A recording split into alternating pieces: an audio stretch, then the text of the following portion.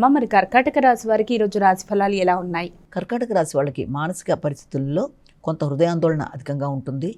అలాగే చేద్దాం అనుకుంటున్న కార్యక్రమాల మీద మీకు కొంతవరకు విశ్వాసం తగ్గడం బట్టి ముఖ్యంగా ఆ విషయం సంతాన వర్గం యొక్క అభివృద్ధికి తీసుకునే నిర్ణయాలు కావచ్చు, వృత్తికి సంబంధించిన విషయాలు కావచ్చు, వీటికి సంబంధించిన విషయాల్లో మీకు కొంత నిర్ణయ సామర్థ్యం మీరు అనుకున్నట్టుగా ఆ పరిస్థితులు లేవు అనే భావన వల్ల కొంత ఘర్షణ, మానసిక ఆందోళన అధికంగా ఉండే అవకాశం ఉన్నప్పటికీ దాన్ని మీరు అధిగమించడానికి ప్రయత్నం చేయాలి. ముఖ్యంగా ఆర్థిక విషయాలు, కుటుంబ వ్యవహారాలు, వృత్తి, సంతానవర్గం యొక్క అభివృద్ధి, వీటికి సంబంధించిన విషయాల్లో మీరు ఆశించిన స్థాయిలో లేదు అన్న భావనతో కొంత హృదయాందోళనకి గురయ్యే అవకాశం ఉన్నప్పటికీ దాన్ని మీరు ఎలాగన్నా అధిగమించే ప్రయత్నాలు ఒక చక్కటి మెడిటేషన్ వల్ల కానీ, మంచి సంగీతం వినడం వంటి కానీ మానసిక ప్రశాంతతను పెంపొందించుకుంటూ మెడిటేషన్ చేసుకుంటూ ముందుకు వెళ్ళడానికి ప్రయత్నం చేయాలి. సింహరాశి.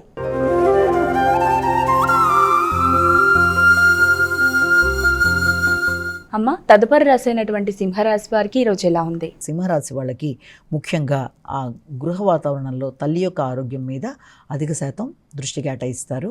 అలాగే తల్లిదండ్రుల యొక్క సౌకర్యాలు, స్థిరాస్తులు, అలాగే దాంతోపాటుగా తల్లి యొక్క ఆదాయం మొదలైన వాటికి సంబంధించిన విషయాలు, అలాగే ఆకస్మికంగా గృహానికి సంబంధించిన ఖర్చులు మొదలైన వాటికి అవకాశం ఉన్న సమయంగా మనం భావించవచ్చు.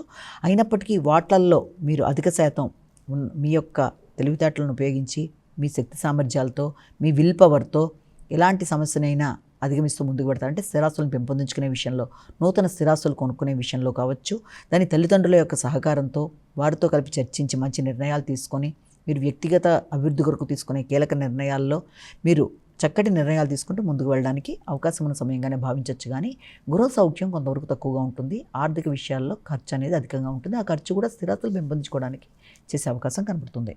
కన్యా రాశి.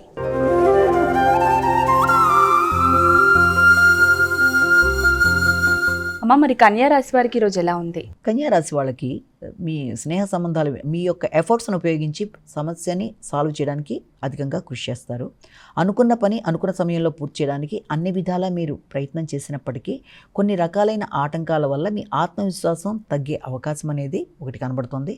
ముఖ్యంగా స్నేహ సంబంధాల విషయంలో కావచ్చు, భాతృవర్గం, ముఖ్యంగా ఆకస్మికమైన మీ నిర్ణయాల వల్ల కూడా మీకు ఆందోళన అనేది అధికంగా ఉండే అవకాశం ఉంది.